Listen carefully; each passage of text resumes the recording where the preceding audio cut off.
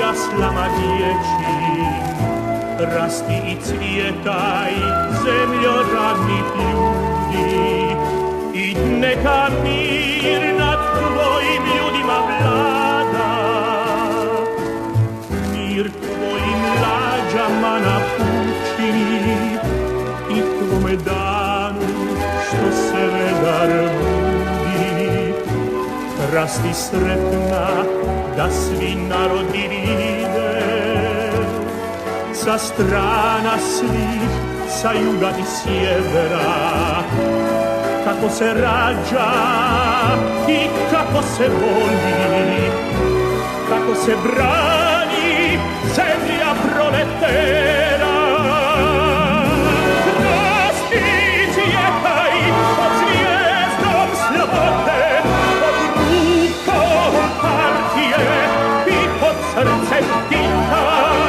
Rasti cvjetaj pod zvijezdom slobode, pod rukom partije i pod srcem Tita.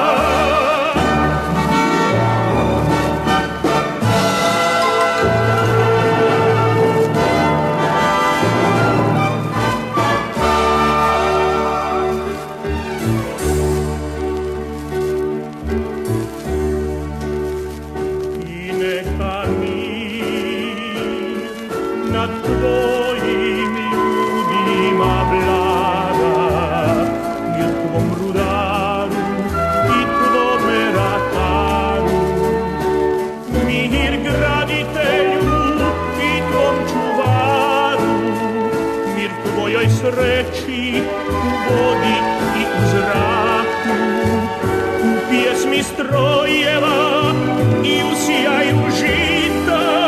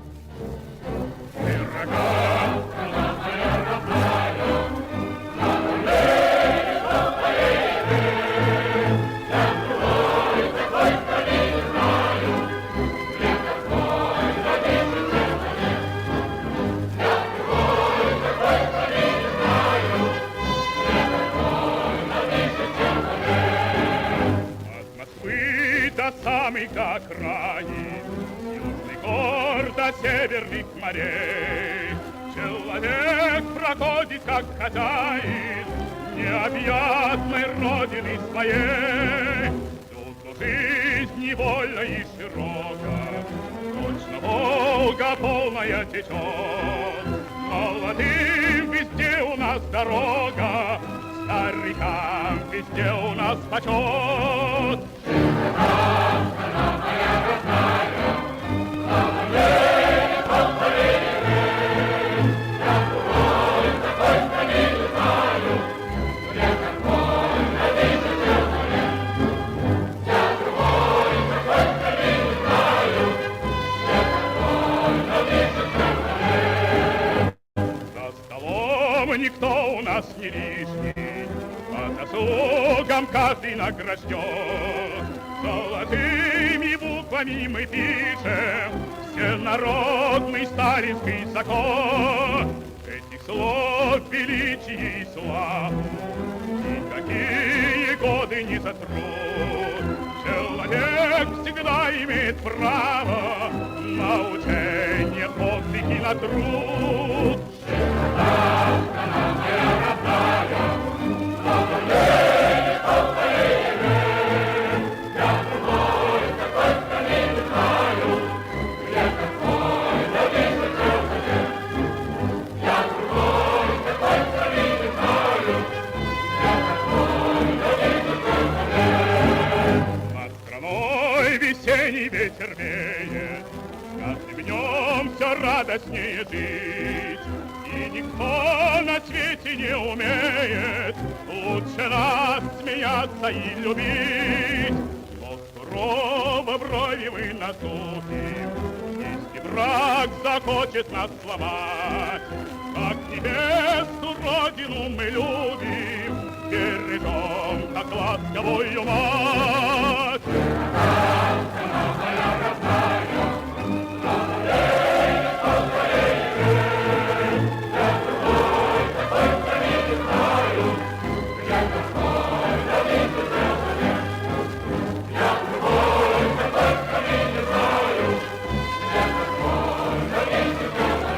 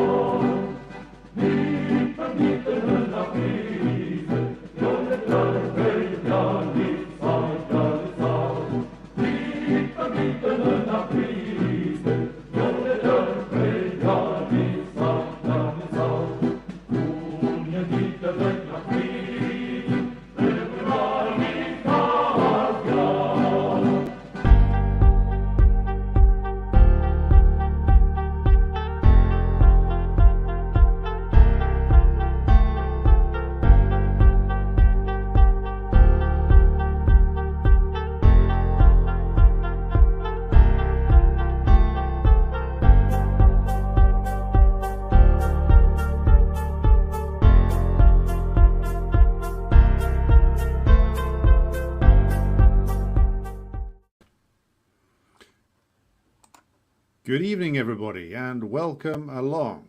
It is the evening of the 29th of May 2024, and we are coming to you with a live stream on the subject of the nature of the state under socialism, prompted by the debates that have been had over the last few days since, of course, General Rishi, Field Marshal Rishi, or is it Captain General Rishi, or is it Generalissimo Rishi, declared he and his party were for the reintroduction of compulsory military service.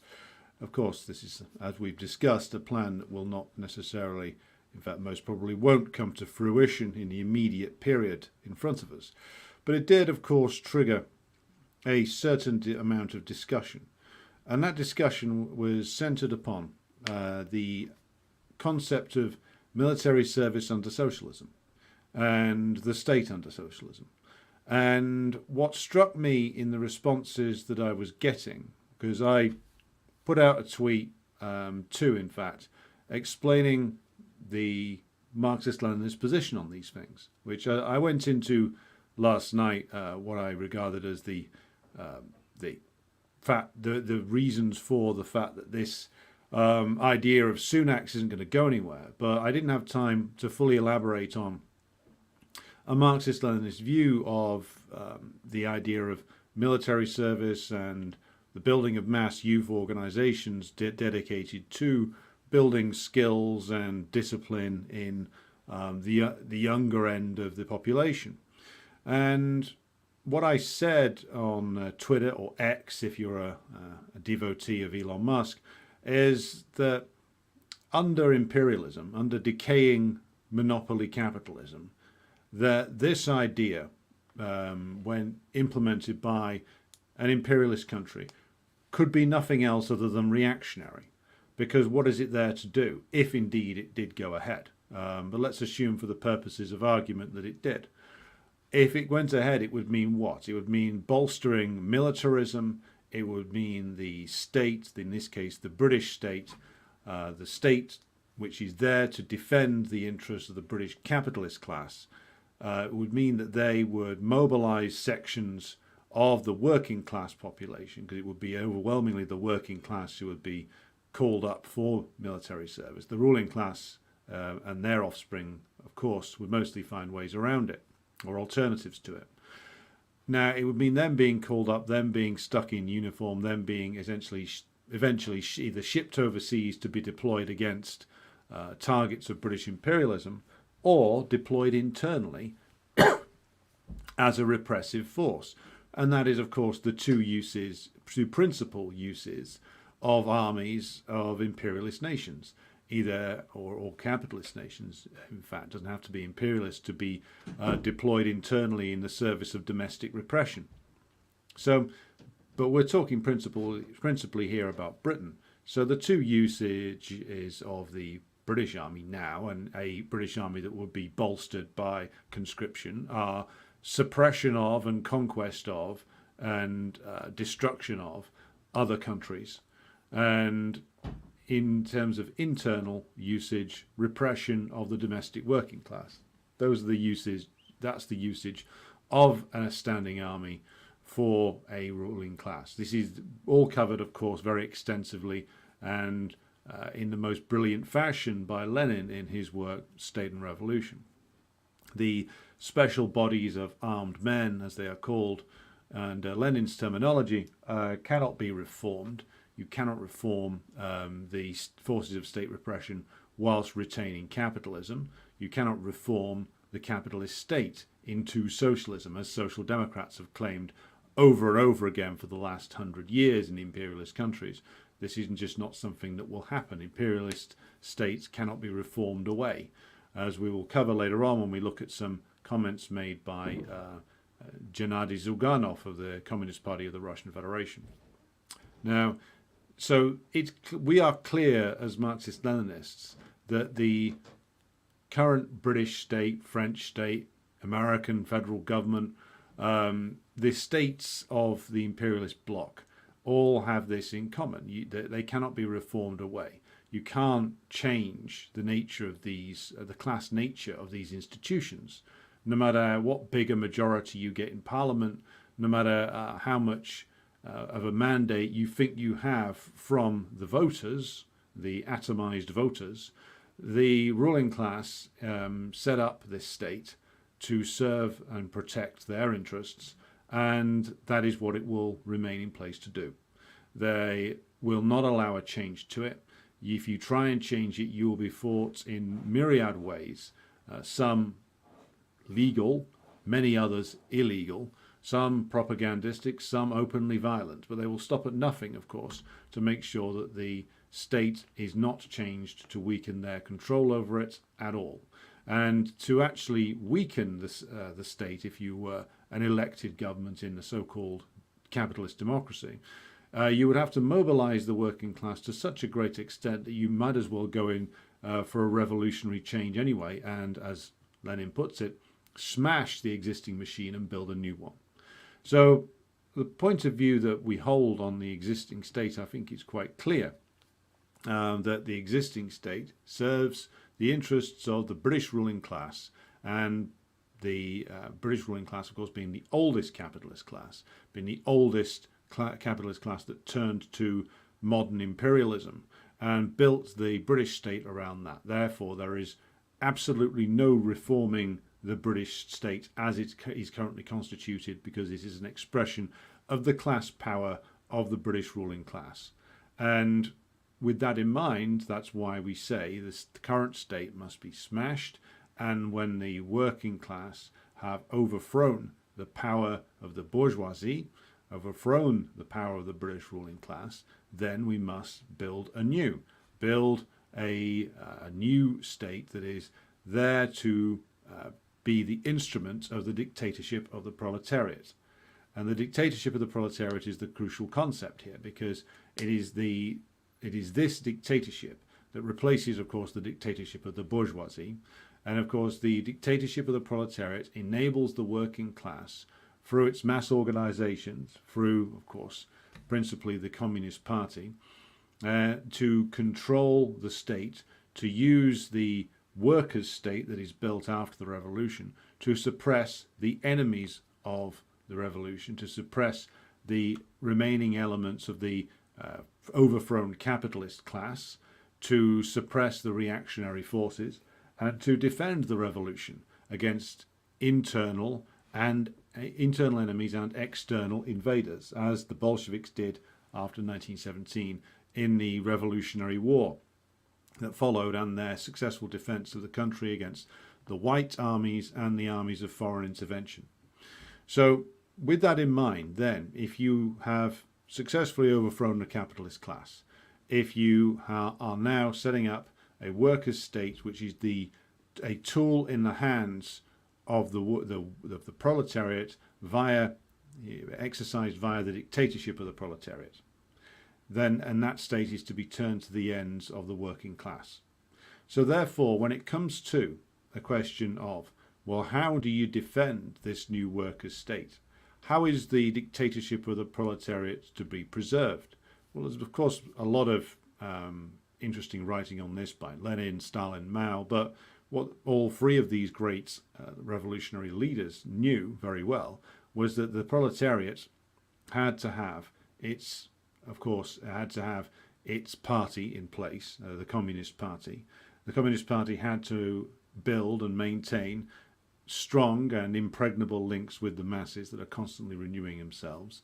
The Communist Party had to have the authority within the working class as its vanguard to be able to mobilize the working class. And the working class had to be, as the Bolsheviks did, as the Chinese communists did, as the Koreans did, be able to mobilize in arms, to be armed and mobilized in defense of that revolution, because against the inevitable comebacks from the overthrown ruling class and their foreign supporters, principally in our case, if we're talking about Britain, that would be the US imperialists and their allies. So if you think, as some do in Western Marxist organizations, and I noticed the most negative feedback I was getting on the tweets that I put out there, It wasn't from people from the areas outside of the imperial heartlands. It was all from British and Americans who were crying that there will be no state under socialism, there will be no military service under socialism. Apparently, we're just going to go straight to end state communism, which is a stateless world overnight, apparently, according to some people.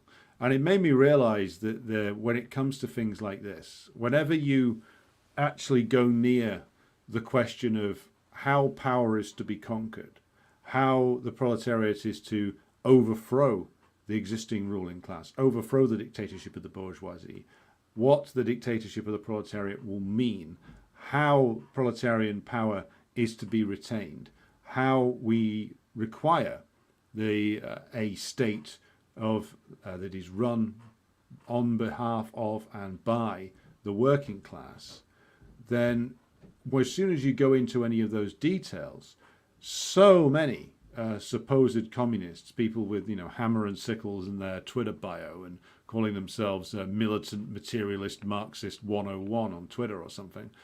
Well, and this happens in the real world as well as much. As soon as you go into those details of conquering power and retaining it, all these people start to have meltdowns, start screaming about authoritarianism, start screaming about militarism, nationalism, all the isms that Trotskyites and their ilk are taught to be afraid of. And it made me, it took me aback a little bit, because I thought that perhaps the last 10 years of observing the visible decay of British imperialism and the machinations of the British ruling class and their determination to keep hold of their power at all costs, including at the cost of sinking this country under the waves or burning it to ashes if they needed to, if they felt they needed to. I thought after 10 years, the last 10 years of looking at that, maybe some people had grown up a little bit, but apparently not. So I wanted to talk a little bit more about this, because the issue, the national service issue, threw this whole discussion into sharp relief. So what I would say when it comes to the question of the workers' state defending itself is that, of course, we would build a new army. Of course we would. It would be an army based on universal military service, i.e., not everybody in the army at the same time. That's a complete impracticality. But that every adult who can physically play a part in the defence of the revolution, in the defence of the new workers' state, in the defence of the country that is now, of course, run by the proletariat, every adult, male or female, who's physically capable of aiding the defence of it should be trained in the defence of that country, whether it's Britain, America, or anywhere else. Though once we get to the American Revolution, the risk of foreign intervention there is somewhat less, but you will still have an incredibly powerful, very dangerous ruling class that is overthrown and will still have considerable resources at its disposal to try and restore itself. But let's deal with Britain now. In the British case, it would be my expectation that we would look to have as many people as possible, all those who are physically capable of doing it, to be trained in arms or in some equivalent capacity in order that they could play their part when needed in the defence of the revolution. Now that can mean serving in a direct military role. It can, of course, mean serving in a supporting role. It could mean being able to be mobilized in some form of local workers' militia as backup to a regular army, as has happened in the Bolshevik Revolution and many others. And at the same time, you would need to be, of course, engaging in, if you possibly could, political training for as many of these people as possible, especially those who are coming into the Communist Party. But the basic principle that everybody who can play a role in the defense of the revolution should play a role, and that the army that we would need to build as the core of our defense, it would be a professional one, but its leadership, its officer corps, would be taken from the working class when we started training our own officer corps. Now, initially, we may have to, as the Bolsheviks did, use any existing officer corps that wanted to defect, of course, again, following the Bolshevik example, under the supervision of political officers to make sure that these bastards behaved themselves. If their defections were genuine or not, we would need to check it.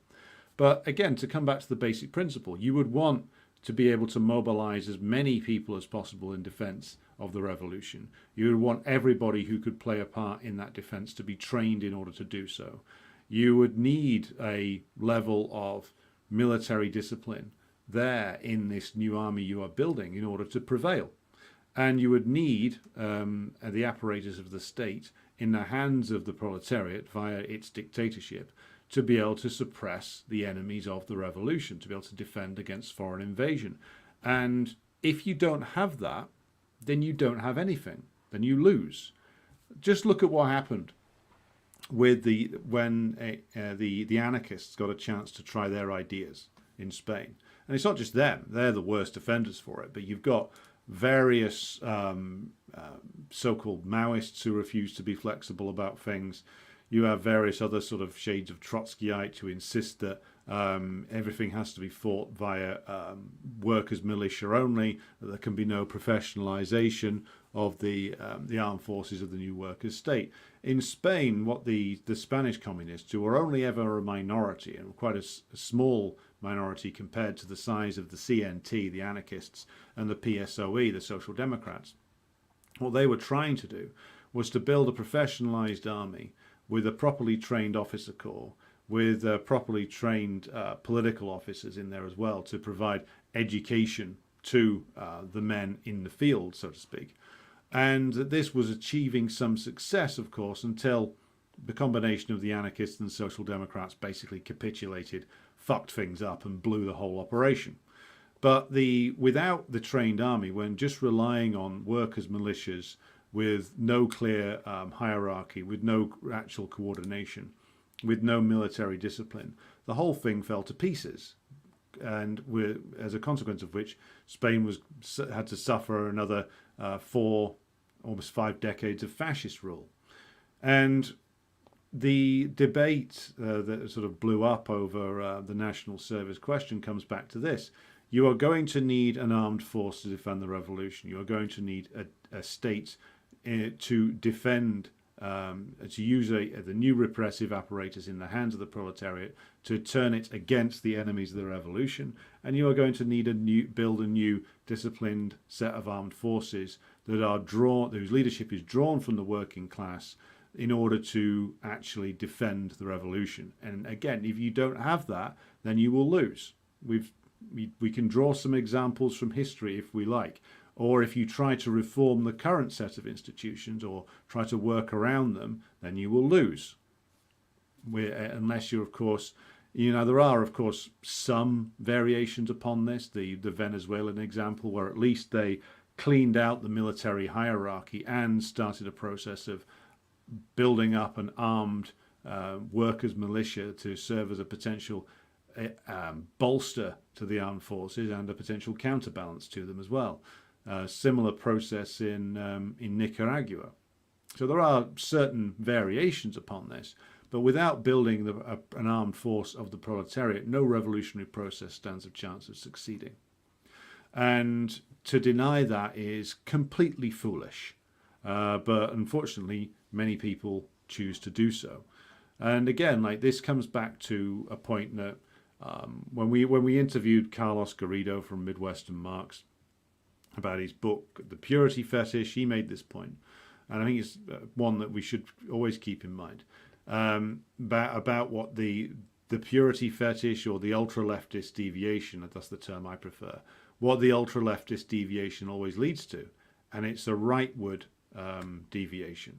We're drawing on my favourite phrase of Stalin's. The ultra-leftist deviation is in reality a rightist one, which means that you observe the actions of Trotskyites, anarchists, so-called hardcore Maoists in the West, and what they go from all the time is apparently militant, revolutionary, ultra-revolutionary demands, such as smash the state now and don't replace it with anything, that sounds really, really revolutionary. but in actual fact, because it's a demand that's usually divorced from where the masses are. It's usually screamed into a vacuum by the ultra-leftists. The workers and the peasants and the masses don't respond to the demand. And therefore, the ultra-leftist, having failed on the terms that he set out for himself, immediately collapses into opportunism and often quite outright reactionary political stances. And this happens in the case of the Western left over and over and over again. I've been part of organizations that have done this. Scream ultra-left slogans over and over and over again. Nothing happens. Then immediately go in a rightward direction. And this happens with such regularity that it only confirms the validity of Stalin's observation. And this is the overwhelming bulk of the left in Britain and in the United States does this. Every time you try and get into a discussion about actually building a real movement, actually building something rooted in the actually existing working class, not their fantasy version of it, not some barely understood dream they had about the 1960s. Then they go mad, start screaming that you're a racist or something else. Anything which takes the communist movement forward in any meaningful way will always be opposed by the actually existing Western left.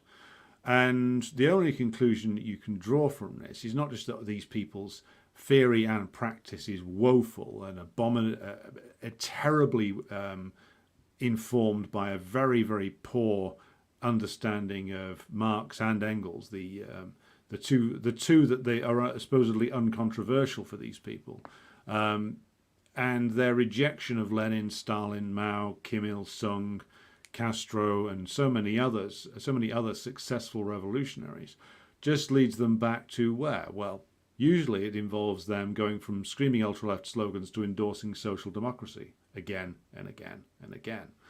And it leads you to the only conclusion you can draw, which is that these people, whether they know it or not, and again, I used to be part of this problem. So I can think back to my own mentality when I was engaging in this, and like I could always explain it to myself somewhat, but you run out of ways to bullshit yourself in the end. But you don't think of yourself as a barrier to a proletarian movement. You're thinking of yourself as a real and militant revolutionary. It's only given time and space for reflection that you start to look at it and think, actually, all of our actions were leading in ultimately an opportunistic direction. All of our ultra-left words had no meaning to them because they were completely divorced from the masses. We were divorced from the masses. So this was shouting into a void. And then when the void did not answer back, then the leadership of all these organizations just swings to the right again, say, well, the masses aren't listening. We must therefore protect ourselves against the rising fascist tide and vote Labour or vote Democrat or vote for Joe Biden despite the genocide. So this was a very revealing episode. I think what it reveals is the fact that any call for like hard and disciplined work will be opposed by the Western left. And there are other things that have emerged over the past few days, which I may talk about in the future, but I'm going to have to think more about how to present them. That sort of led me down this route of wanting to open the program like that today. But I'll pause now for questions and greetings to those who are in the chat thus far. Dr. Ahmed joins us from Egypt. James Graham says Z. Ben is with us from Hungary. Good to have you with us. However, briefly, Muzzle Paint, solidarity to you. Alan says greetings from Oakland, California. Rev Ripple joins us from Paraguay. Oh, interesting. Comrade Terry Eaton is with us. Good to have you here. Eric joins us from Brazil. Jay is with us from Norfolk, Virginia. Chris is loving the music from the London Borough of Barnet. Socialism in the future. Indeed it is. C. Bolt is with us, as is Albert, as is Jerry, as is Potted Rodent. CJ is scraping off the paint the landlord puts on the damn window.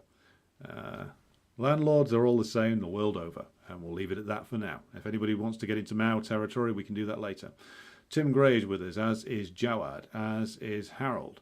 Luca joins us and says, "Evening, comrades. A better socialist state would not inflict upon its people the pain of a televised debate between Rishi and Sir Keir." Well, I would say that in a workers' state, both of those men would either have fled to the remaining reactionary imperialist centres of power or would be in prison. So that would be something that all workers could enjoy. Greetings to YepX from Minnesota. Michael says, "Good afternoon. Finally, I'm making it again live. Good to have you with us." Reverend Ripple says, "How long before countries can just start writing off their World Bank or IMF debt and going to the BRICS Bank instead? I don't see any improvement possible unless removing that burden." It's an interesting point you make there. I think it's not as quickly as everybody would like. It's going to be another... I think within the next couple of years, we'll start to get more of the picture, to be honest, about how quickly that's going to develop. But the point you raise is a legitimate one. If I had to stick a date on it, and I'm usually unwilling to do this because it's a hostage to you, making yourself a hostage to fortune, really. I would say that within the next 5 years, the trajectory will be more clear. And I think the trajectory we're on is that eventually these institutions are just going to have the authority drained away from them. But as to the trajectory of BRICS Bank, well, I'm not clear on that as yet. We will have to see. Martin joins us from the warm part of the USA. David joins us from Gwynedd. President Jesus says hello, and I say hello back. Colchester Ian, good evening to you. Yeah, well, 876 is with us. James Graham is with us. I've already said hello. Ron Paul Maoism is here, who appears to say the same thing every single time. So that's the end of him. David Greenwood is with us from West Yorkshire. And we've got Eric, who says, "Authoritarianism is a completely meaningless term. No class can enforce its rule without the means of enforcing authority," which is a correct point. Otis, greetings to you.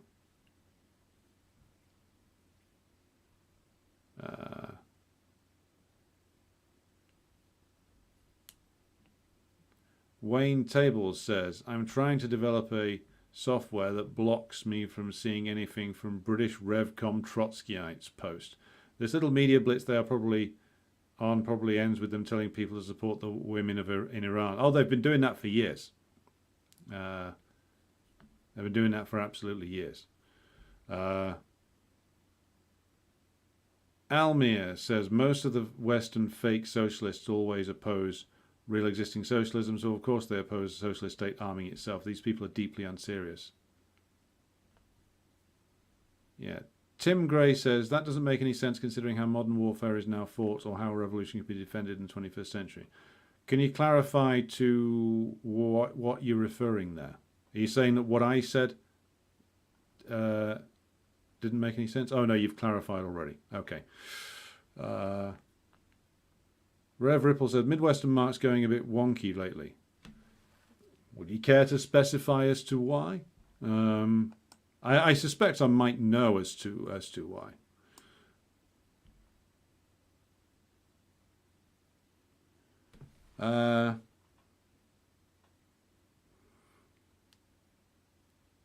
So, Tim, do you think that the military aspect of a large standing army doesn't make any sense, or are you thinking that post-revolution that guerrilla warfare, people's army style would be the way forward? I mean, I don't rule that sort of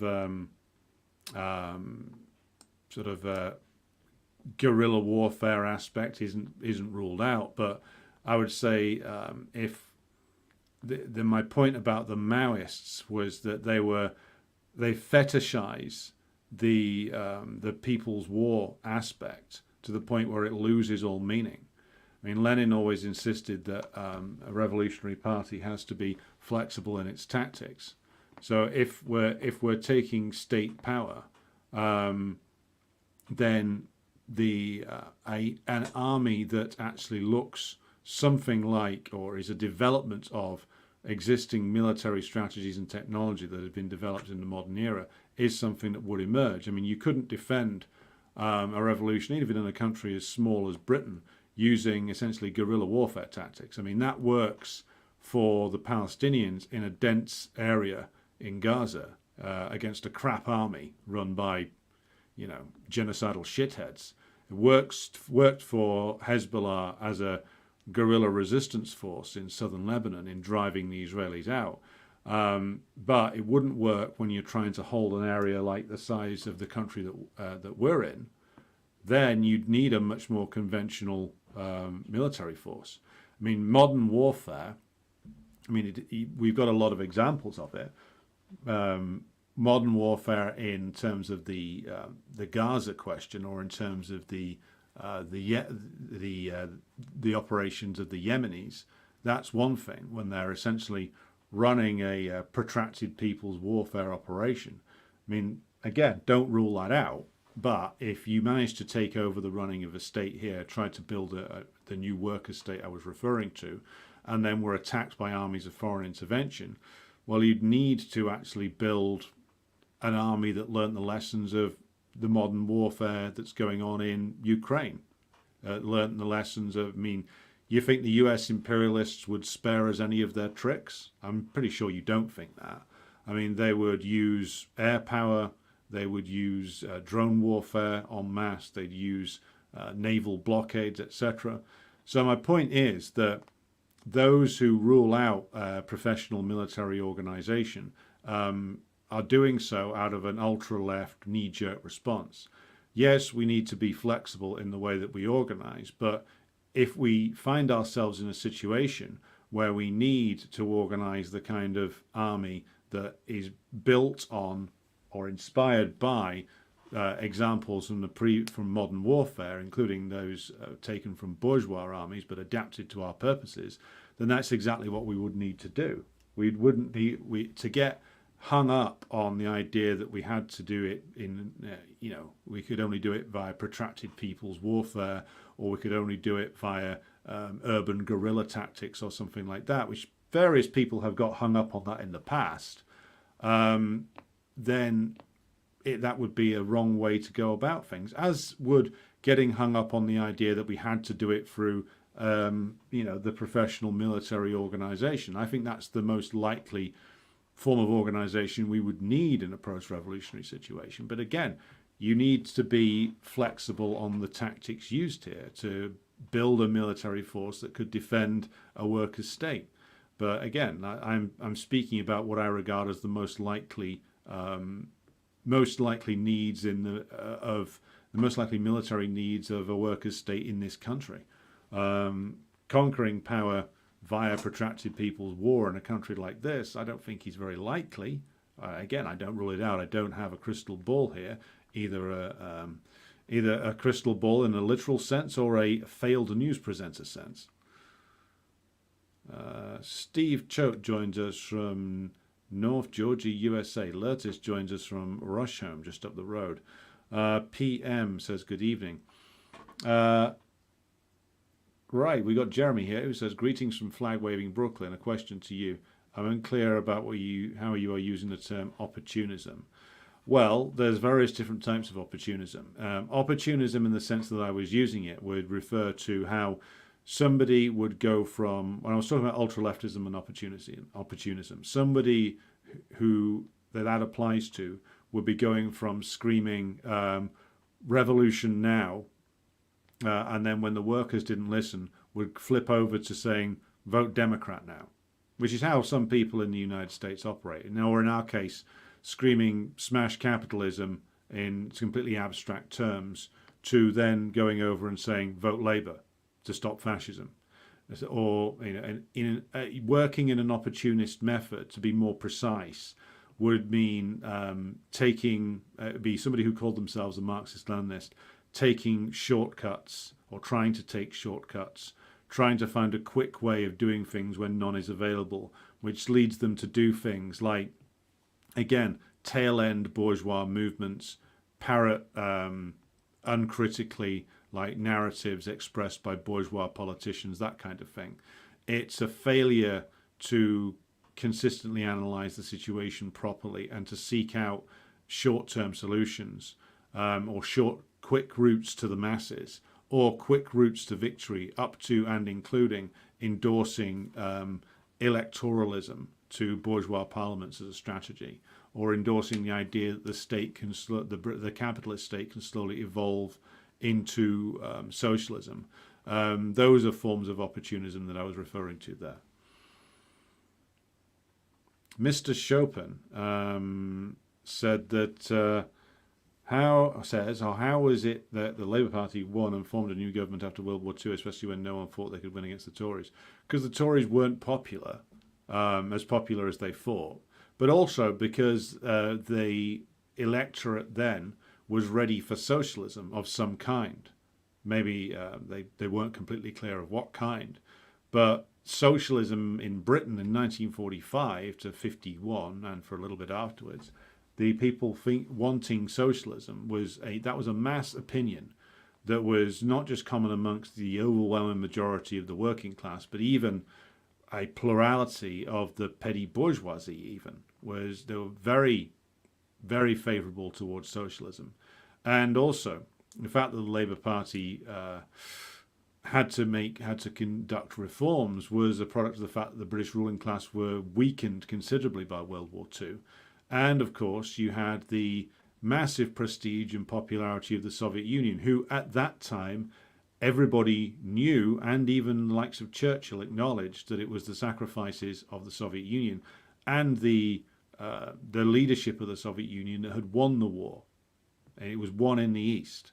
And all of that combined together to make socialism a very popular objective in Britain and France and Italy and West and all of Germany, in fact, in 1945 to sort of 51, 52.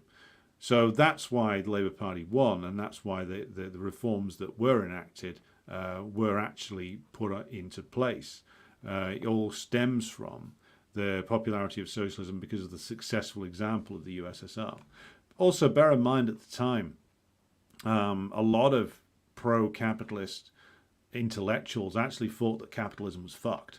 They're like, if you look at Joseph Schumpeter and people like that, who are anti-communist, but they were saying in the late 30s through to the late 40s that capitalism's finished. World War II has finished it off. It's all over. They were surprised when that wasn't the case. Sean Moon says, as an American, it seems like common sense that socialism with American characteristics would protect freedom of speech and freedom of religion. I can't imagine socialism gaining a foothold without it. Well, I think that the freedom of speech, meaning what, though? Here's the thing. Does socialism with American characteristics give fascists still freedom of speech when the fascists will be the boot boys, the vanguard of the counter-revolution? Do you give the counter-revolutionaries freedom of speech, or do you suppress them? Do you give reactionary religious organizations that are organizing actively against the revolution freedom to do so, or not? Do you give reactionary religious figures the freedom to agitate and whip up people against the socialist system in America? Do you give them freedom of speech or not? See, this sounds, I'm not trying to have a go at you. It's just what you say is very common amongst people. I said similar things until quite recently. These are things that are easy to say, but then let's get down to the actual details of it. Do you protect the freedom of people who would destroy the revolution and enslave the American working class under a fascist regime? Do you give them the freedom to make their points? Do we still pretend that we can conduct debates with these people? Because the Bolsheviks initially tried to conduct the war that was being waged upon them like gentlemen, and tried not to engage in mass repressions.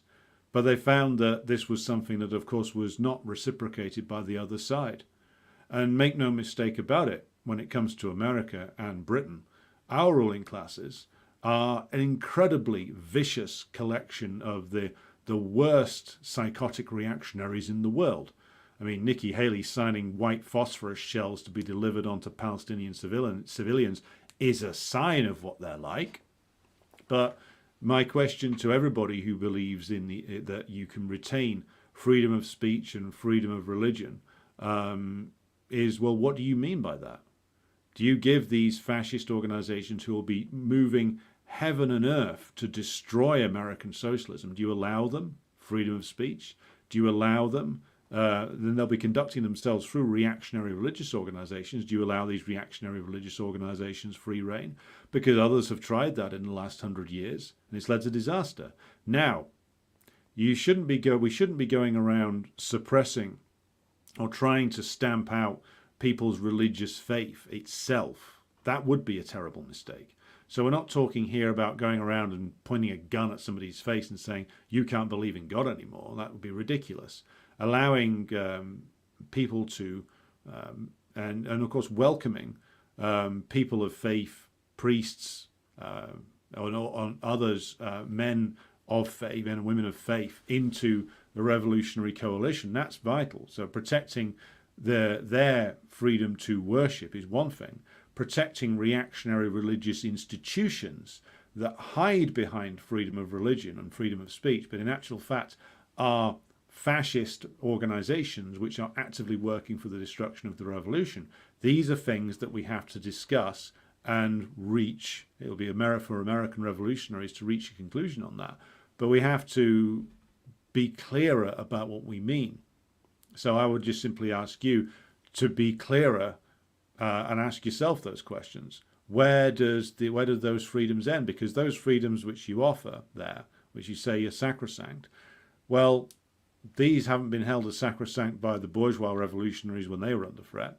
Was it right for Abraham Lincoln to suppress the freedoms of the slaveholders?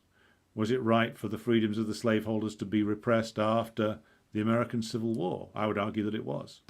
So I would ask you those questions and I will be interested in your response. Jason joins us from Mexico City. Good to have you with us. Recent discussion on Midwestern Marx suggested the legitimacy of voting for Biden as a defensive strategy. Who suggested that? To ask you the question, Matt. And some things that Biden has done that support Labour.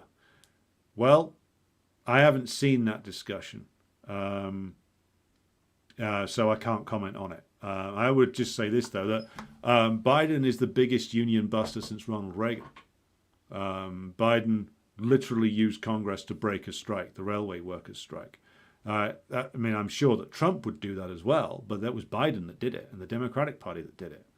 So if anybody is going to suggest that Biden is the good defensive option, I mean, I know people are. I know that Jacobin magazine is suggesting such things, that the DSA are in favor of such things. But these are social democratic scumbags who are only 2 steps away from being a fascist.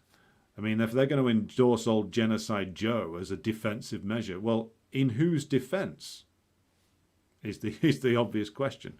I mean, that would just be replicating, whoever's suggesting that, if you could let me know who is suggesting that, has a funny idea of what defense is and has a funny idea of what being a communist is, to say the very least. It doesn't sound like something that one of the MWM guys would say, to be honest. Maybe was it a guest on their program? Because it certainly seems that they wouldn't go along with that. If I'm wrong, please let me know. Steve says we now have fascism with American characteristics.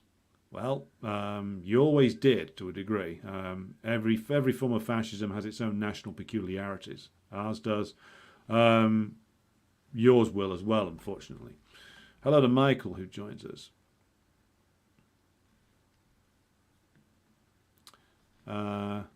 Rev Ripple says, I don't think Midwestern Marks are bad. They are far cleverer than me. Well, I would never say that anybody, whether it's MWM or anyone else, never say anybody is far cleverer than you. I mean, I'm sure they wouldn't want to be elevated like that. I don't think anybody should be. Maybe some of these guys have read more than you who are on this chat right now, but that's just where things stand. everybody has the opportunity, and everybody can develop a level of understanding of scientific socialism, which can lead them to play their part as a leader in their particular community, in their particular workplace, on their particular area of the world. The never say that, oh well, this person's infinitely smarter than me, because, well, what is smart? You know, proper communist parties are held in position by a ongoing and continually developing link with the masses, and part of that depends upon the cadre level organizers being just as smart and just as educated as the leaders, and being able to hold the leaders to very high standards. So always respect people who have done the reading and the theoretical work, but always question them and hold them to very high standards, just as you would hold yourself to very high standards. To continue with your comment, though, hanging out with MAGA communists and doing shows praising that Biden-loving union leader gives me some pause, though. Oh, is that Fain? That fucking faker. Sean Fain of the UAW. I mean, myself and the comrades from the Class Consciousness Project, we just discussed some of the fake union leaders in this country. Look, again, the opportunism comes in many forms.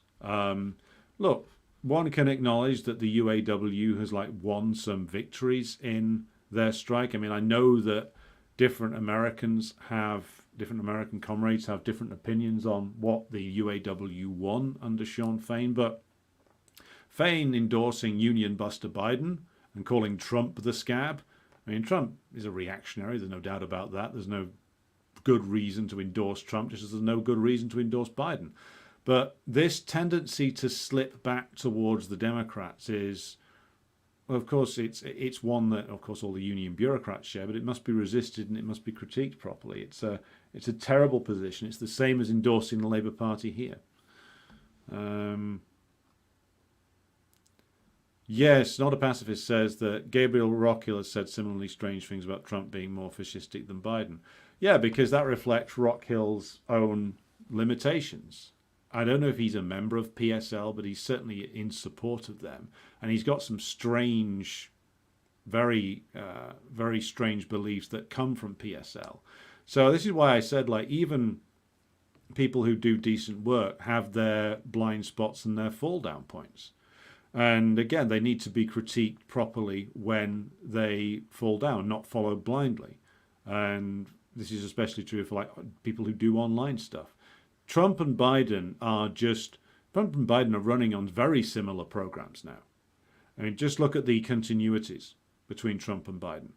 I mean, did Biden apparently abandoned Trump's building of the wall, but Trump wasn't being that serious about building the wall anyway. He was just basically using it as a con job to con people into voting for him. Trump and Biden are in absolute lockstep over the war on Gaza. Trump and Biden have the same policy with regard to China. Trump and Biden really have the same policy with regard to the war in Ukraine. They will conclude it the same way. Biden, just the same as Biden concluded, did a version of Trump's plan to withdraw from Afghanistan, albeit what according to people like McGregor is a worse version of it.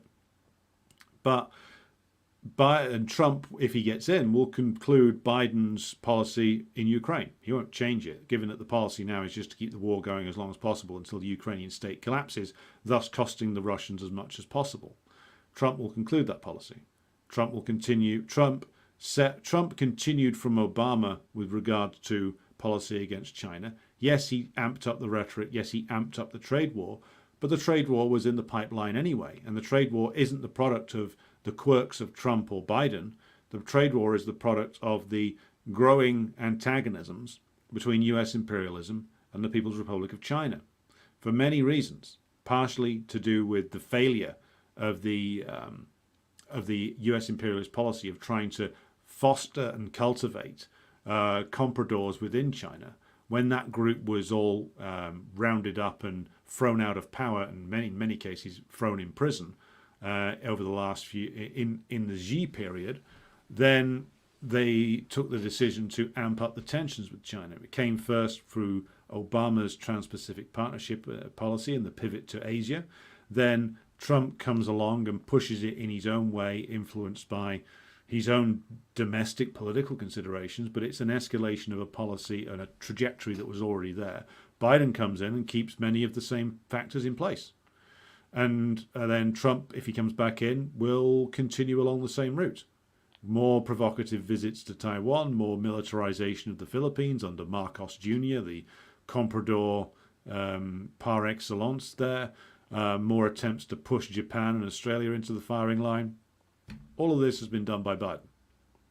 So again, like, given that there is absolute continuity, and given that the Democrats and the Republicans, for all the screaming and the shouting and the melodramatics that exist between them, are essentially just still, to this day, even with the intervention of Trump, because Trumpism is dead, by the way. If it was ever a thing, it died a long time ago. Now all it is personal loyalty to Trump. That's it. Trump has cut, as I've said before, he's cut a deal with those that matter in the US state and in the wider ruling class. Hence why he went all in for approving that funding to Ukraine. And now he's hoping that this buys him a smoother path to an election victory, and it probably will. Again, as we've said before on this program, the only people who haven't been told about this are the red hat wearing MAGA crowd and the what you would call the MSNBC liberals, who are still screaming at each other on the internet. They don't know a deal's been done. So how the fuck you can justify saying that one is worse than the other when they are in such continuity with each other? How would Trump have handled that railroad workers' strike any differently than Biden? Trump might have actually been more clueless in handling it. Biden dealt with it with the ruthless efficiency that only comes from having the AFL-CIO bureaucracy at your disposal. It would have been more difficult for Trump to do what Biden carried off, because Biden's still going to get endorsed by fakes like Sean Fain, just like Keir Starmer's getting endorsed by fakers like Mick Lynch. Eric says, even guerrilla forces need thorough training. Untrained comrades can't just be handed a gun and sent out to fight organized professional forces. Yeah, and this is something that the Cubans were very good on. They set up, I mean, it was under Che's command, they set up like whole training centers where they sent people on like very thorough courses to bring them up to standard before they sent them into the field. Like, you can't just toss a bunch of people against a trained bourgeois military force. You're going to get wiped out. Nobody serious would do that. So yeah, Eric's point is correct. Hello to Dan, who joins us from self-denying occupied Sweden. Interesting. Good to have you with us. The PLA are showing us the way. Even the song, When the Day Comes, lyrics states, be ready, be flexible, and be prepared, for the day will come. Interesting point.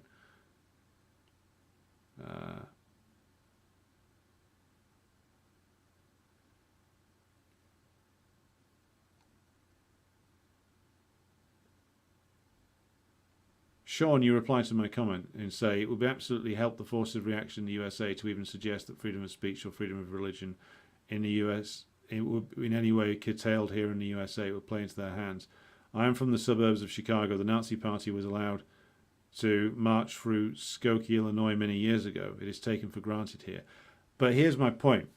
By the time you get to a revolutionary situation, those Nazis won't be marching through in a small or medium scale demonstration. They'll be the front line of a struggle waged against the working class by the ruling class. We're not talking about a situation where, same rules apply. You can't be I mean, it sounds like I'm having a go at you, and I'm not. I'm arguing against your point.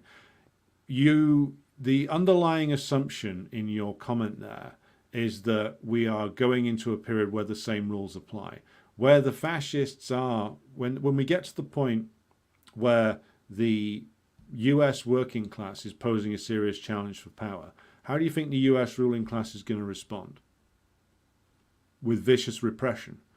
How then does if you manage to obtain power and carry through the gargantuan task of overthrowing the US bourgeoisie. We would want, of course, freedoms, democratic freedoms for the working class and for all those who would join the coalition to support the revolution. Why would we want them for our enemies? The US bourgeois does not give freedom of speech to its enemies. Just ask Julian Assange. The reason why the Nazis are able to march through Chicago is because they're servants of the bourgeoisie. They're not opponents of the bourgeoisie. Ignore all the shit that you hear from liberals about, oh my God, Nazis, etc. The Nazis and the liberals shake hands together. It's just that each will denounce the other. The liberals will get behind the Nazis and they will use them against the working class in the United States, just the same as they do anywhere else. So don't think that when you're in a position where the working class is on the verge of taking power or has taken power, that these same rules apply. They don't. And you can't allow your opponent to have freedom of assembly and freedom of speech. So your comment assumes that we're like the same rules would apply. No, they don't. The bourgeoisie don't allow us freedom of speech. They don't allow us freedom to organize in a way that threatens them, just as we wouldn't allow them freedom to organize in a way that threatens us. And I don't think you would get anywhere by being dishonest with the working class about that. And I think it would be the height of naivety to pretend that you could carry on in the same old way. You can't. And if I'm being blunt with you, it's because I think you and anybody else who asks that question deserve as blunt a response as possible, because I'm not going to come here and pretend that some sort of nice liberal democratic paradigm is going to hold post-revolution or even pre-revolution. It's certainly not. The bourgeoisie will show their teeth to us and use them before they get overthrown. Jeremy says, I hold that Zionists should not have any freedom of speech. Well, they certainly don't believe that we should. That's why there's... I mean, let's use the example again. Why are they trying to get all these university protests shut down? Who's doing that? It's the bourgeoisie. Why are they doing that? It's because the student protesters are their enemy. Why? Because the student protesters are, whether the bourgeois understand that this is what's happening or not, student protesters, by mobilizing against the US support for Israel, are in some ways becoming a threat, not a huge threat, but a threat to US imperialism. And because they've become a threat to US imperialism, the ruling class looks to take their freedom of speech rights away from them. Because you don't have rights under capitalism, no matter what the US Constitution or whatever the hell we've got in Britain, the unwritten Constitution says, you have periodic privileges that they allow you as long as you're no threat to them. And given that the proletariat is the overwhelming majority in society, I don't see any problem with the proletariat using the power of the state to suppress the speech and organizational rights of the overthrown ruling class, former ruling class. I don't see any problem with that at all. And I think if that was properly explained, most of the American working class ultimately won't have a problem with that either.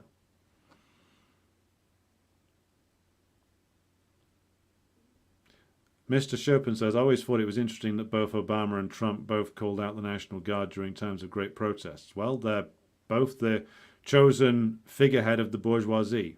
Why would they do any different? Obama and Trump probably get on quite well in private, you know. Dennis says, we have vassalism with Canadian characteristics.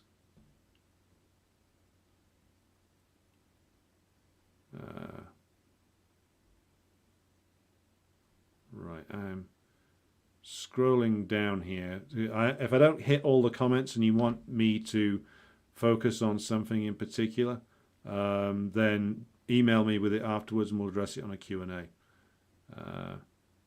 Matt says, Dhoruba bin Wahad has called on US left presidential candidates to form a united front against fascism. What, does the United Front Against Fascism include Genocide Joe? Because that's an interesting one. Alan says, I have seen what Alex is talking about over and over in the US, among Maoists who went from we're in a revolutionary situation in the early 80s to inside the Democratic Party within a few years.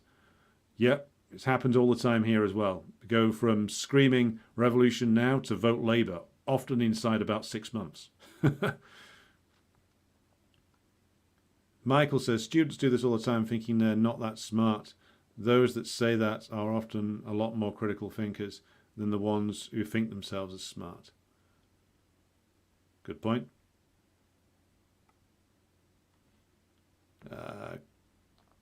Christopher says, it's the duty of any Marxist to oppose the British state, the capitalist Uniparty, and struggle for change using all means necessary. Wayne says, Trump is in a great position to make a deal because he believes in absolutely nothing. Dennis says, Trump's default is Bolton. Yepek says, I apologise in advance for this vague question regarding authoritarianism, but have you ever discussed mistakes of both past and present in regard to socialism, communism, movement, and so forth? Yes, we've discussed an awful lot of them over the course of this program. I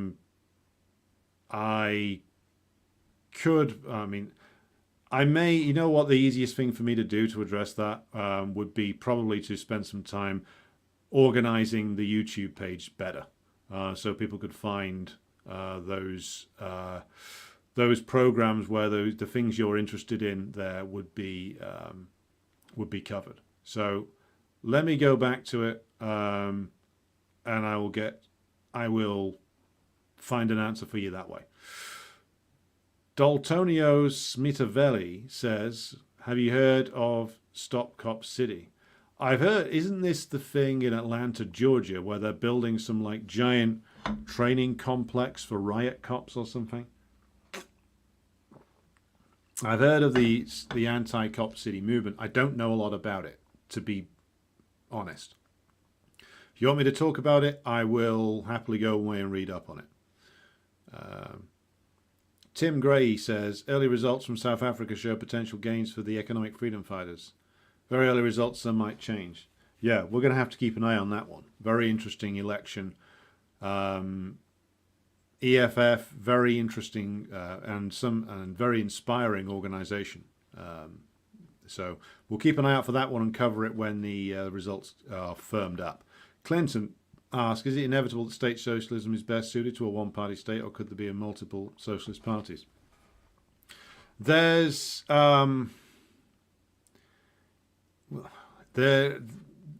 not going to, I'm not going to set out like a one-size-fits-all model here. Like there will be various national paths to socialism, and the socialist state, to answer your point, Clinton, is a stage that will be gone through. It's a stage that might last a generation, might last 2 generations, depending upon the circumstances. The aim will be ultimately to overcome conventional forms of state organization and go into what Stalin once referred to as a commune state. So whether that's one party or whether that's several depends upon how the revolution shapes up in any particular country.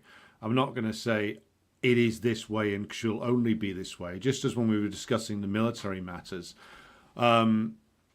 it would be foolish to say that there is only one form of acceptable military organization. It must be protracted people's war, or it must be conventional armed forces, etc., or it must be urban guerrillaism, like what's the guy's name from Brazil, Marighella. Again, like Lenin says, you need to be flexible on these things. And I wouldn't rule out socialist transformations being done by some sort of coalition. Even the Bolsheviks, the only reason they didn't have a coalition with the left SRs is that the left SRs freaked out and tried to stage a coup in response to the Brest-Litovsk Treaty. Again, as I said, there's revolutionary processes going on that looked different. The Venezuelan process looks different to the Nicaraguan.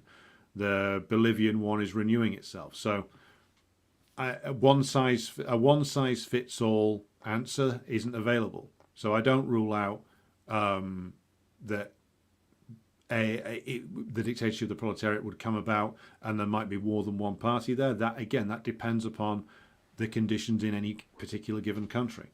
But what I would say is that it it has to be pushed in that direction. And it's the job of communists to consistently push in the direction of establishing the dictatorship of the proletariat and maintaining it.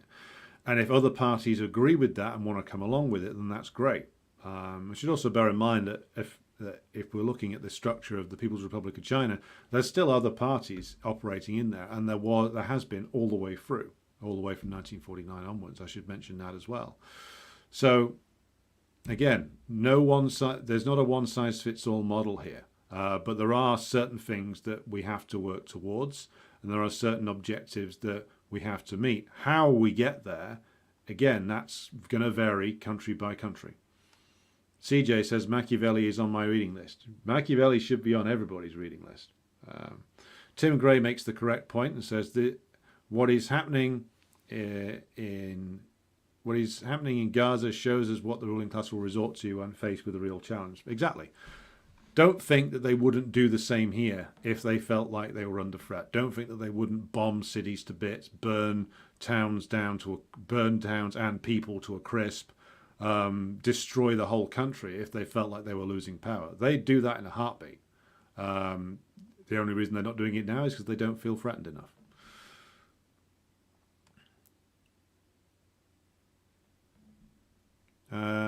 Sean says, I completely agree that liberals and Nazis shake hands with each other. My goal is to see socialism come to the USA in a serious way. Socialism with American characteristics would have to incorporate these aspects of American society that nearly everyone takes for granted here. The seizure of the commanding heights of the economy should be what is emphasized. Okay, well, I'm not disagreeing with you there. The question I pose in response to what you say there, Sean, is when you seize the commanding heights of the American economy, how is the class enemy going to react? How are the people who own the shares in the monopolies that own the commanding heights of the economy, how are they going to react? How are they going to react when you, as I'm sure the American Revolution would, seize control of and collectivize the all important agricultural land in the United States that's owned by people like Bill Gates and others, and Monsanto? How are they going to respond? They're going to organize fascist bands, and they're going to try and destroy American socialism using every dirty trick they possibly can. My point is this: when that happens, the dictatorship of the proletariat cannot be paralyzed by trying to maintain constitutional norms. The bourgeoisie never were. You know, the great American bourgeois leader Abraham Lincoln never was. So again, when you're faced with the assault that will inevitably happen, like you might want to spend your time right now talking about all the positive things that socialism can bring to the US proletariat. I understand that. That's exactly perhaps what you should be doing right now. But at the same time, you have to be absolutely honest with the working class about what is going to happen if you ever get to the point where you have a government that can take control of the commanding heights of the economy. The people who own those commanding heights right now are going to start shooting. Just as Tim's comment made clear, they're not going to hesitate to pull the trigger on you, or us, in fact.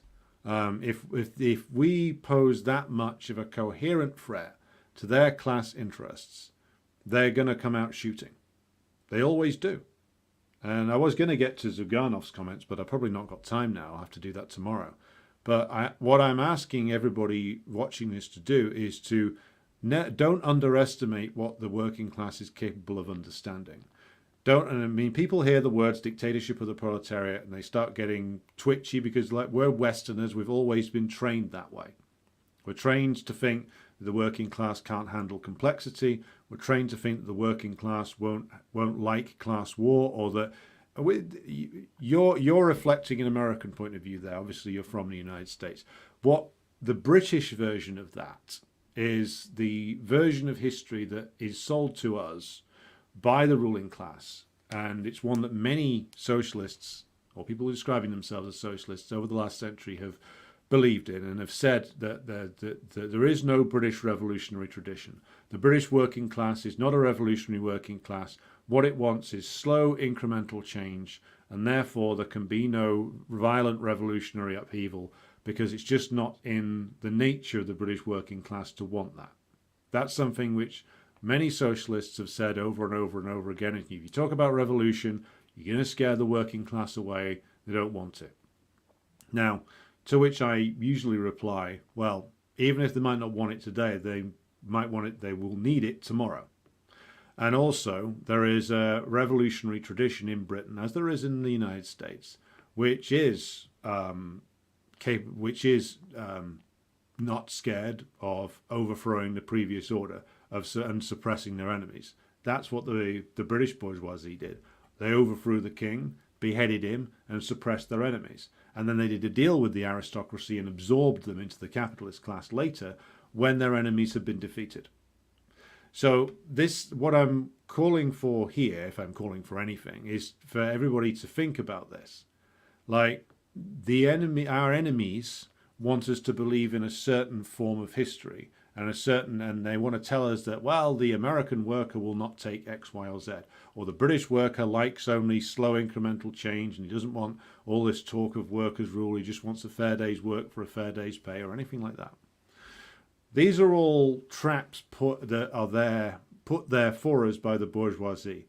They are always unrestrained in their pursuit of their class interests, and we will need to be unrestrained in pursuit of ours. And because we represent, or hope to represent, and hope to be part of a movement of the overwhelming majority in society, what we do will, of course, genuinely create a much better, more pro-social world, and therefore we won't have to resort to the vicious terroristic tactics, for the most part, of the bourgeoisie, who have to resort to that, being a minority, and have to resort to terror tactics. But we should not be shy about saying that we will need to suppress our enemies. And I think there'll be quite a lot of American workers who, once it's explained clearly to them and they have a clearer understanding of who the enemies are and how badly they've been fucked over by those enemies, and what socialism, American socialism, can bring them, and how it needs to be defended, they'll completely understand the need to suppress their enemies. I'd put a bet on that quite confidently. Harold says, the interesting thing I find when I talk with American liberals, this has happened more than once, is that they do believe that a certain portion of society should be kept desperate enough that I'm going to have to fish around for the next bit of your comment there.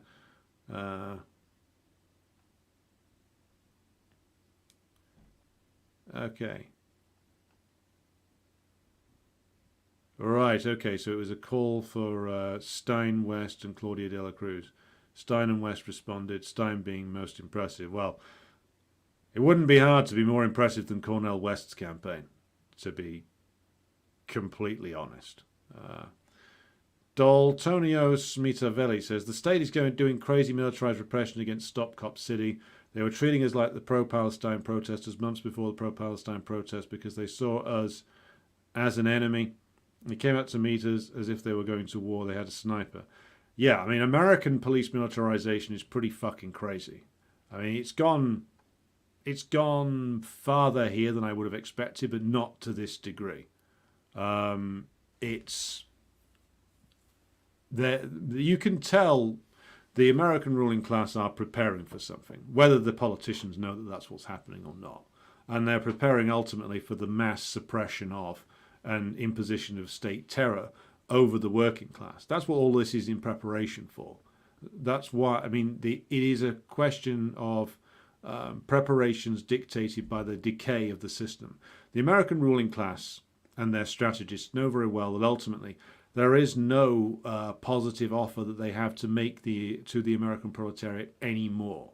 And then ultimately it's going to come down to how quickly and brutally they can smash up American working class organization and impose enough terror that they can force down the living standards of the American working class to the point where employing them in manufacturing, for example, is profitable again.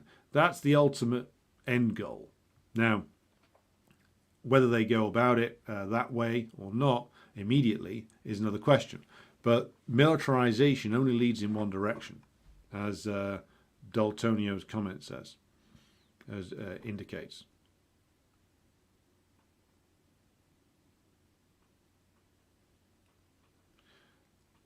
Well, Sean, you and I are now going round in circles. I keep repeating my point and you keep repeating your point. Clearly, we don't agree on this. I mean, I haven't been to America since 1997. So, again, Americans know this better than I do. But I think that Americans don't have unlimited freedom of speech now. And the idea that that unlimited freedom of speech is going to be extended to the enemy of American workers, that's not something that I think that you should be advocating for. And I don't think that most American workers, when they've gone through a revolutionary process and have become clear about who the enemy is, I don't think that they're going to be wanting to extend freedom of assembly and speech to their bitter class enemies. They're not going to be wanting to do that. I disagree with you upon this point. Yeah, you make the comment this focus should be on capturing the commanding heights of the American economy. And I will keep coming back to the point of, I will ask you two things. How are you going to capture the heights of the American economy? What do you think the people who own them currently are going to do if you do manage to capture them? It's all very well going around and trying to popularize that, but there are people who own those commanding heights right now, who own all the important economic assets in the United States, who own all the important land, who of course have a great interest in the continuation of American imperialism and are prepared to burn down the whole country if they feel like they're threatened. They are not going to sit there and let you take over the commanding heights of the American economy, no matter how much you've popularized it. They don't care how democratic you think your mandate is. They don't care how much of the American proletariat you've got on your side. They don't care how much of the existing American Constitution that you're going to adopt. They don't care about the Constitution. The Constitution is something that was for their class when they were looking to achieve power. Now, it may well be the case that American communists will decide that they want to keep a lot of that Constitution, that they want to use it as part of the building blocks for American socialism. That's your decision, not mine. But ultimately, when you keep talking in this way as if capturing the commanding heights of the American economy is a matter of passing legislation, again, like the ruling class in the United States, they will play dirty with you. And not just in terms of dirty tricks. The American ruling class kills people en masse. Not just in Palestine, not just in Gaza, but they've killed a lot of Americans. I mean, we've just gone past, what is it, the 39th anniversary of the bombing of the MOVE organization in Philadelphia, when American cops dropped a massive firebomb from a helicopter and destroyed a whole city block to do what? Uproot some black revolutionaries who they wanted to get rid of, killed a load of people. That's who you're dealing with. And that wasn't that long ago. I mean, they'd do the same thing now if they felt the need. And then you're talking about taking away what they regard as their property. No, they'd respond, the way that they would respond to that would make COINTELPRO, the MOVE bombing, and the activities of J. Edgar Hoover look like a polite tea party in comparison, because you're talking about threatening the very essence of their rule. How do you think they're going to respond? And when they come at you throwing fascists, throwing armed bands, doing all the things that they did in the Soviet Union, which is sending in terrorist organizations to sabotage collective farms, poisoning crops, killing cattle, killing communists, how are you going to respond? Are you going to stand there and say, well, I respect your freedom of speech, brother, because we're both Americans? Because they don't respect you.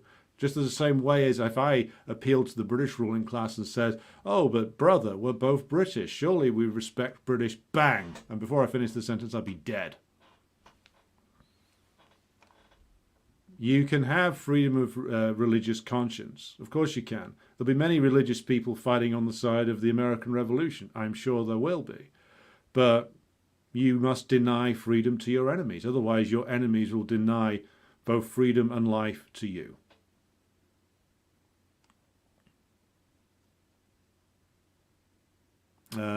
Christopher Rogers says, Alex, may I inquire when you combined with Corbyn's supine leadership, did you, like me, get expelled, or did you leave as soon as the party became anti-democratic by ignoring the Brexit votes?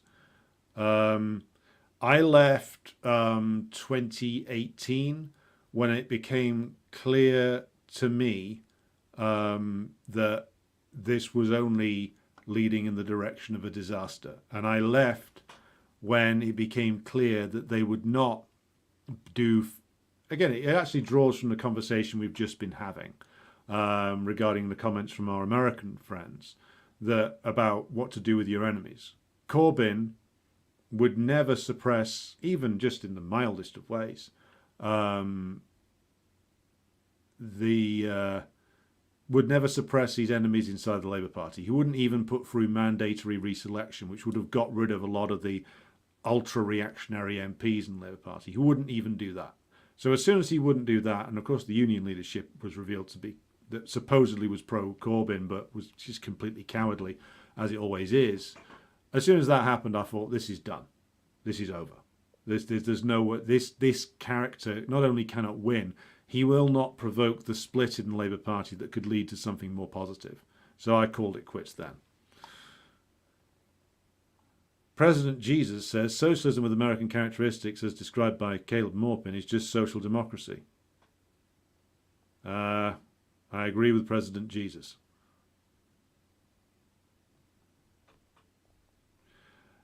Yeah, I keep coming back to Sean's points because you say that reactionary propaganda will be employed against American socialism. They're going to say that against you anyway. They're going to call you Christ killers. They're going to call you, people paid by a Jewish cabal, probably. They're going to call you enemies of America. They're going to call you un-American. They're going to do all the things that the American ruling class did to the CPUSA in the 20s and the 30s and the 40s and the 50s. They're going to tell every lie possible. We've just been talking about Corbyn. Fuck me. The British ruling class got themselves in a knot over him, and he's like the mildest social democrat imaginable who spent all his time bending over backwards and projecting weakness. I'll put this point to you. The American working class may not agree with communists today or tomorrow. The American working class as a whole, and I'm trying to average out an American worker here, which is always a dangerous thing to do in any country. The American worker might not be listening today. He or she might not be listening tomorrow. But if the communists in America continue to make their points in patient ways, their analysis, the analysis of scientific socialism, will be proven correct as time goes on. And as long as the comrades are analysing the state of the American economy and society and the American state correctly, and are making these points in ways that the working class can understand and relate to, and are building their links with the working class, however small and however localised these may be, it will take a long time. Perhaps, I don't know what stage we are at in the United States yet. But the United States is the most powerful imperialist power on earth, and therefore has further to fall in terms of imperial decay than we do. It will take a long time. As soon as you start making connections with the masses, the US ruling class will tell every lie that they've ever told before, and they'll make up some new ones. No matter what you do or how you think you've positioned yourself to seal off some certain bits of propaganda. And again, we should always be honest with the working class. We don't seek to take away anybody's religious beliefs. That much, of course, I completely agree with you. Religious people of various different shades of faith will want to come along, and they will want to be part of a fight for a socialist society. And they may want to do that informed by Catholicism or Protestantism or Buddhism. And if they want to do that and they can square that circle in their head, so who am I to tell them different? But we must also be honest with them that that the ruling class is going to hide behind Christianity. They're going to hide behind Judaism, and they're probably going to denounce Judaism as well. Because for them, when in a crisis moment, the ruling class of any country, but particularly we're talking about the United States, will hide behind everything that's emotive. So family, flag, country, national myths, religion, everything they possibly can to provoke splits within the working class they will do. And therefore we need to be absolutely upfront and honest with the working class about the tactics of the ruling class, about how we want to build class unity, about how we want to build a movement of workers to take power, and the tricks and the twists and the turns and the brutalities that the American ruling class are going to inflict upon the American working class if they feel threatened by them. And again, the American working class may not accept that today, tomorrow, the day after, or even next year or the year after that. But if we get our analysis right, we can start to put down the roots, and we can start to grow in Britain and in America and France and in other countries. And again, it depends upon not underestimating the class, that the class will come around to understand this point of view if it is expressed correctly and if our analysis of the situation is proven to be correct. Reverend Ripple says Cornel West has probably run the worst campaign of all time. I could probably get more votes than him in the election. I could probably get more votes than him, and I'm not even entitled to run. I may just come over there for election time, stand it somewhere in, I don't know, Nevada or somewhere and say, vote for me. I could probably get more votes in as a writing candidate than this guy's going to. And again, he had the opportunity, again, from what I could see, to run a serious campaign, but I'm going to use a rather brutish English term, his arsehole went. When faced with the opportunity of running against Biden in a serious way and possibly getting pushback from his friends in academia and being blamed for letting the bad orange man in, yeah, his arsehole went, and he decided to use an Americanism now, puss out, which is what's happened. Hobbs says, US police militarization is so out of control. I was explaining to my mum that the DPRK military, including their nuclear program, just spends about 75 to 80% of what the NYPD spends. Yeah. But as we're discovering in both Ukraine and in Gaza, spending an awful lot of money does not equal an effective force. Yeah, but it is Hobbs right, it is crazily out of control. Sean says, I absolutely respect your thoughts, comrade, no offence intended. None taken, and I hope none taken by you either. It is precisely for dialogues like this that this program was brought into existence to carry out.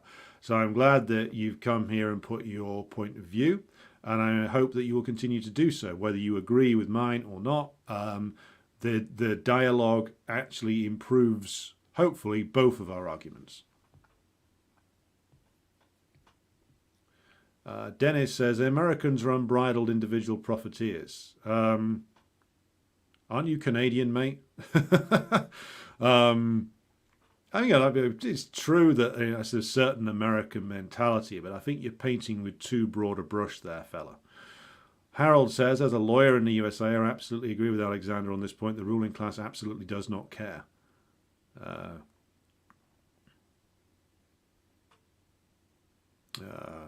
Scrolling through the comments here. The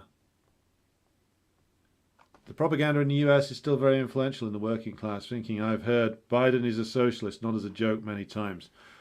Yeah, I mean, you get here similar things. Sometimes from people who actually believe it, but you ask them what a socialist is and they've no idea. You get ridiculous things like people actually believe that Keir Starmer is some sort of Marxist radical. I mean, that's a Peter Hitchens line, you know. Keir Starmer is actually seeking to change Britain in ways you wouldn't believe. Well, he's seeking to change it in about the same way that Rishi Sunak was.